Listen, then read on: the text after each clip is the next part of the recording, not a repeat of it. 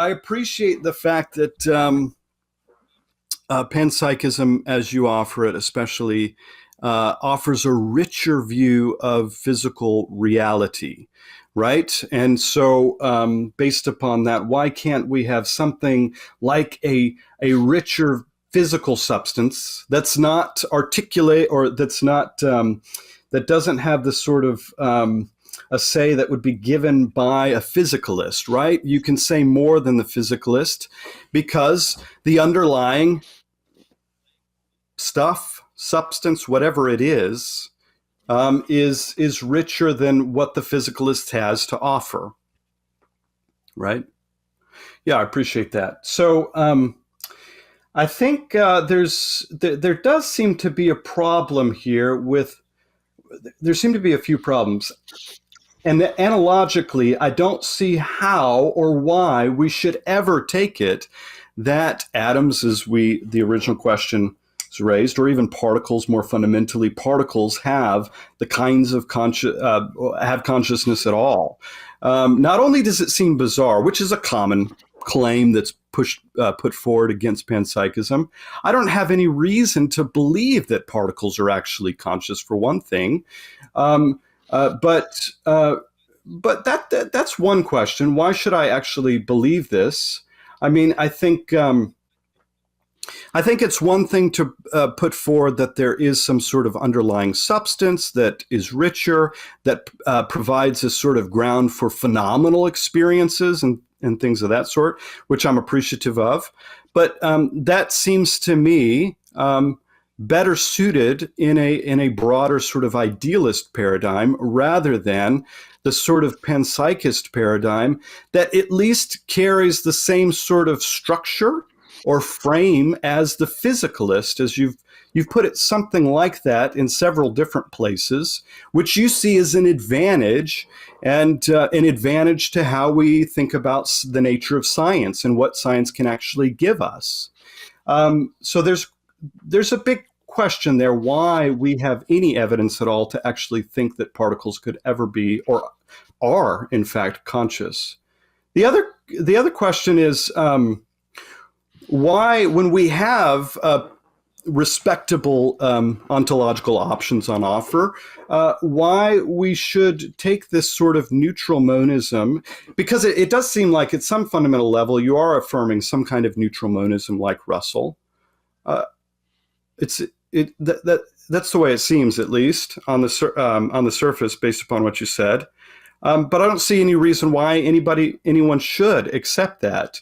It seems, once again, like a kind of muddy middle position that obfuscates between the nature of consciousness itself and physical properties, which I take epistemically, I take phenomenal properties to be fundamental and, at least epistemically, prior to any knowledge about the physical, which wouldn't seem to comport certainly with the kind of scientific frame or the generally sort of compatible physicalist frame that's on offer in the kind of panpsychism that seems to be put forward here.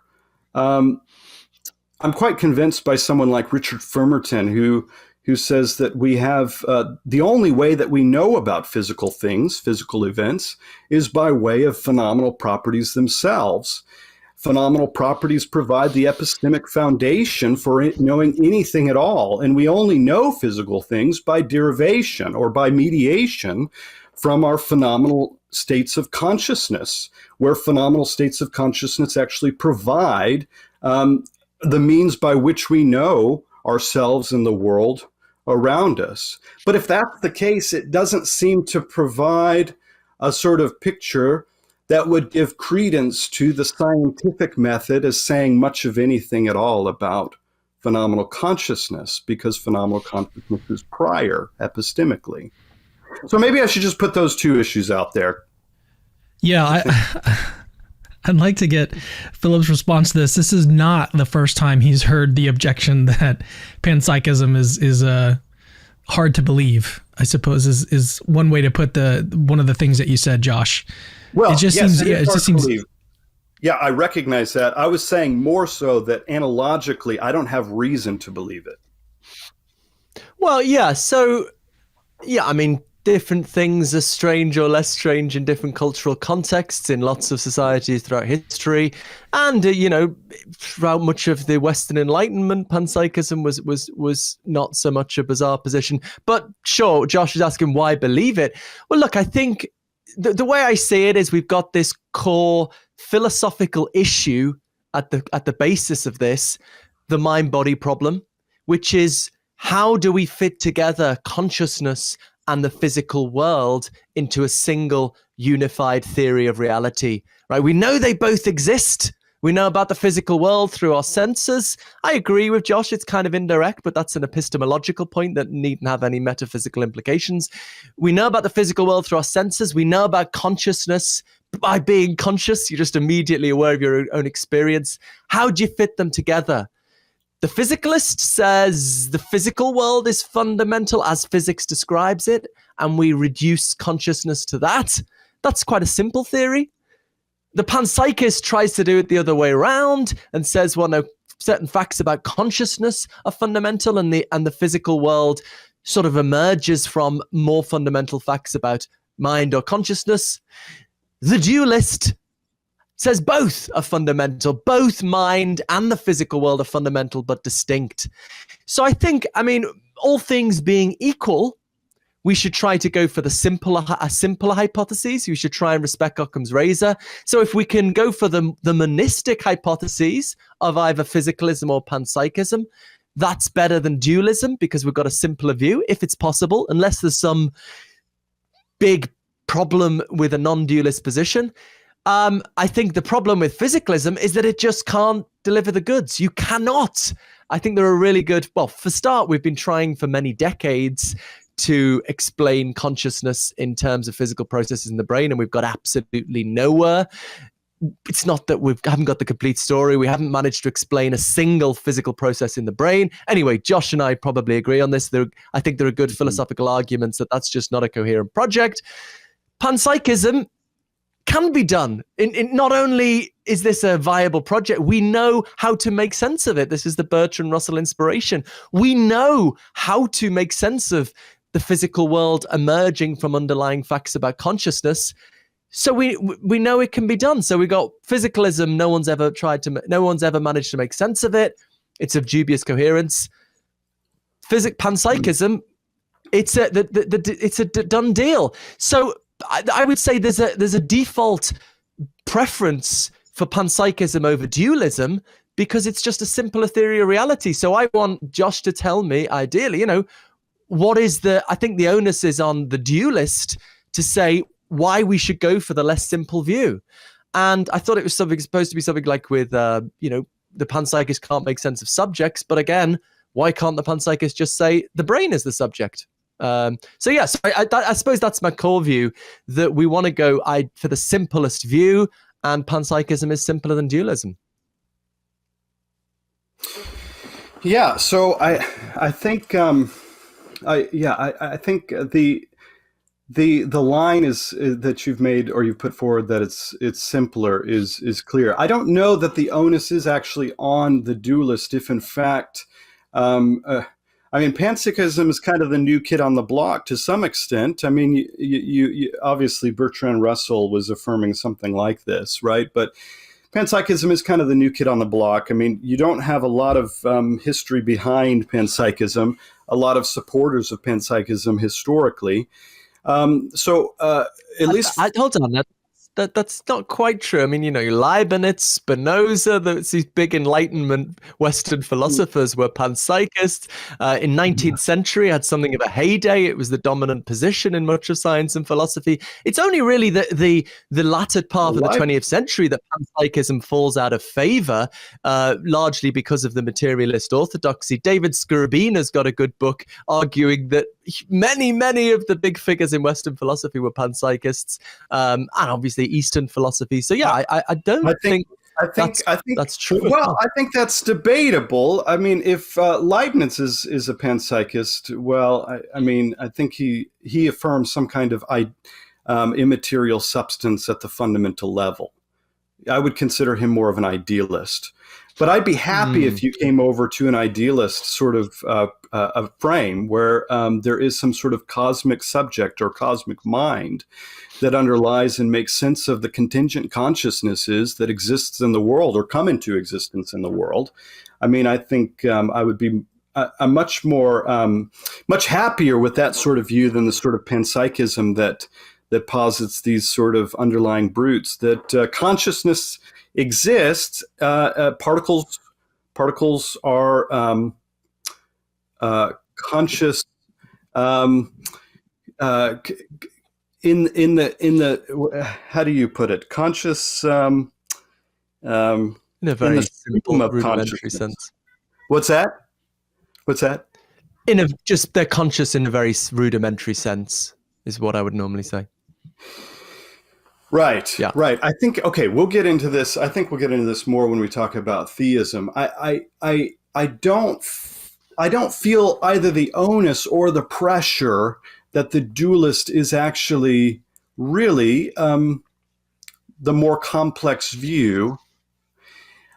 Only insofar as, I mean, I think you can only say that insofar as there are two entities that are being put forward. But I think if what needs explaining is an underlying set of data about phenomenal consciousness, as well as the nature of the identity of the self.